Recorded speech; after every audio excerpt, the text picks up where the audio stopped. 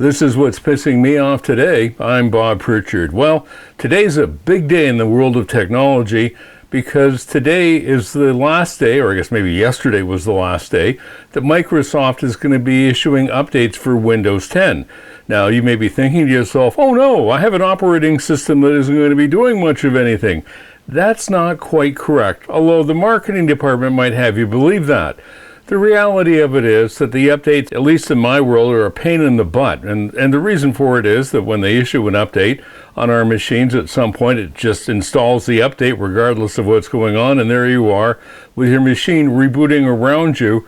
And all of a sudden you've got issues with things that you were working on.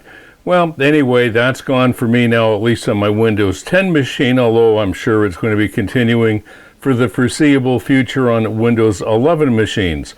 And just in case you were wondering, I think about 40% of Microsoft machines out there are running on Windows 10, so that means there's a lot of people who are going through this process of what am I going to do?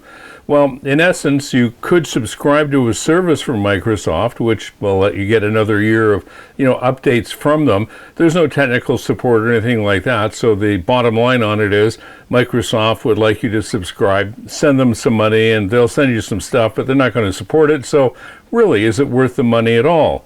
Others are thinking, well, time to throw away my computer and get a new computer so that I can run on Windows 11. Yeah, you don't have to do that either. We've got some machines around here running on Windows 8, and that's been long outdated and support stopped, and it works just beautifully. In fact, it's one of my favorite machines because some of the aspects of that operating system. At any rate, if you're fretting over what to do with the Windows 10 support now being terminated, I think the bottom line on it is enjoy the moment, relax. The operating system works just as well today as it did yesterday, except you're not going to be getting those annoying updates from Microsoft. Anyway, I think this is all part and parcel of a major, I don't know what you would call it, from Microsoft, revenue generating system, so that people will subscribe to various things and send them more money.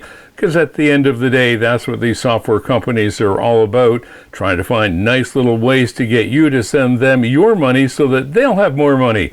Buy a new jet or give Trump a new jet or whatever it takes to keep things working south of the border.